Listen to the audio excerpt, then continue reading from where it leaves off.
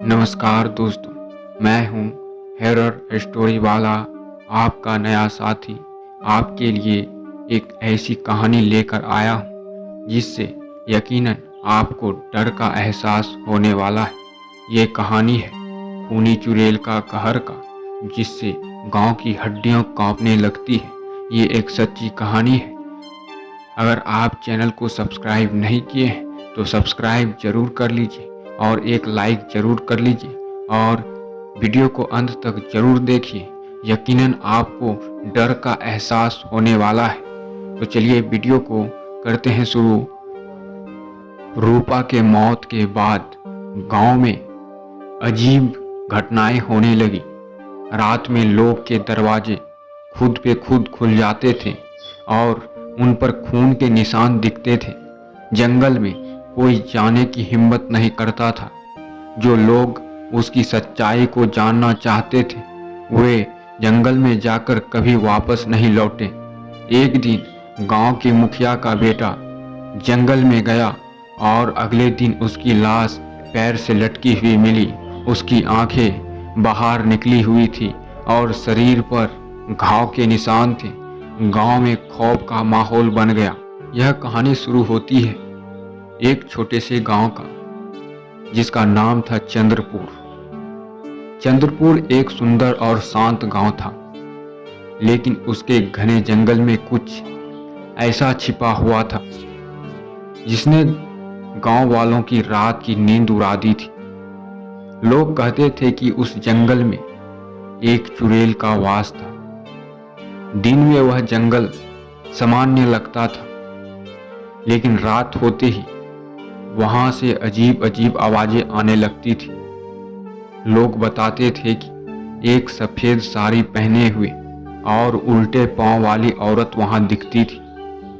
कुछ गांव वाले बताते थे कि रात को अगर कोई अकेले जंगल के पास गया तो वह कभी वापस नहीं आया।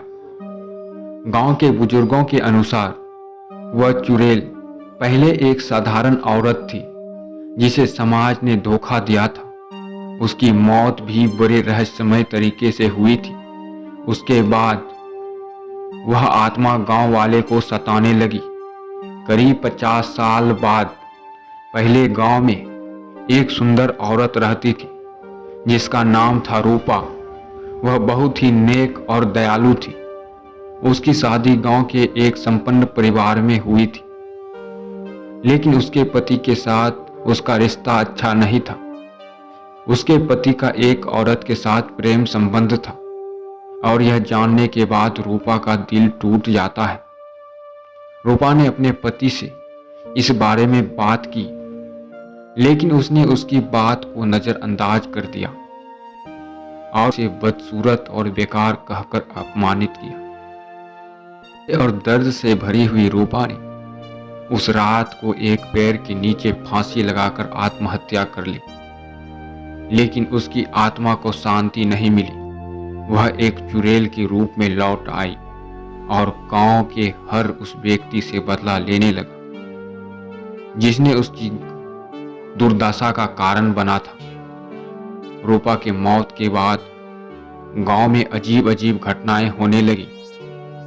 रात में लोग के दरवाजे खुद पे खुद खुल जाते थे और उन पर खून के निशान दिखते थे। जंगल में कोई जाने की हिम्मत नहीं करता था।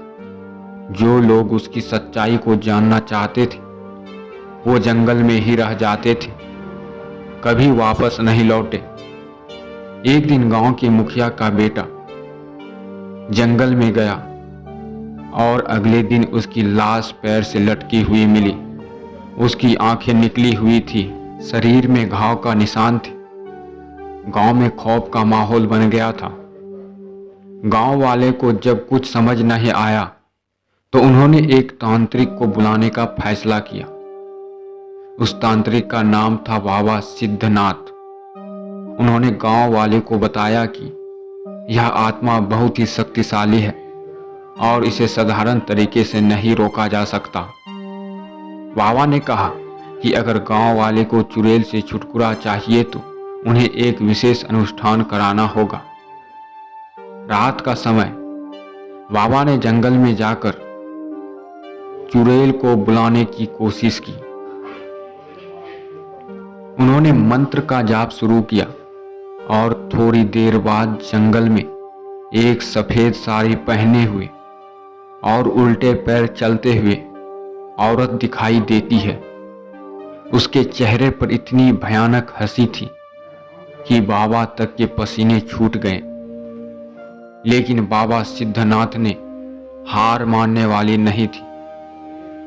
बाबा ने अपनी पूरी शक्ति से चुड़ैल को रोकने की कोशिश की, लेकिन वह इतना शक्तिशाली औरत थी कि बाबा के सारे प्रयास नाकाम हो रहे थे।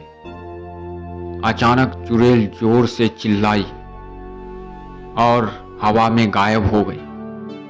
बाबा ने गांव वाले से कहा कि चुड़ैल अभी मरी नहीं है, लेकिन फिलहाल उसने गांव छोड़ दिया है। बाबा ने यह भी कहा कि अगर गांव वाले फिर से कोई गलती करेंगे या जंगल में बिना वजह जाएंगे तो चुड़ैल वापस आ सकता है। गांव के लोग डरे हुए थे, लेकिन उन्होंने बाबा की बात मानी और अब वे जंगल के पास कभी नहीं जाते हैं। हालांकि लोग के दिल में यह डर हमेशा बना था, चुड़ैल कभी भी लौट सकती थी। ये कहानी सिर्फ एक भूत या आत्मा की नहीं है, बल्कि यह उन सामाजिक बुराइयों का भी कहानी है जिनके कारण लोग आज भी पीड़ित होते हैं। रूपा की आत्मा को शांति नहीं मिली क्योंकि उसे समाज से धोखा मिला था।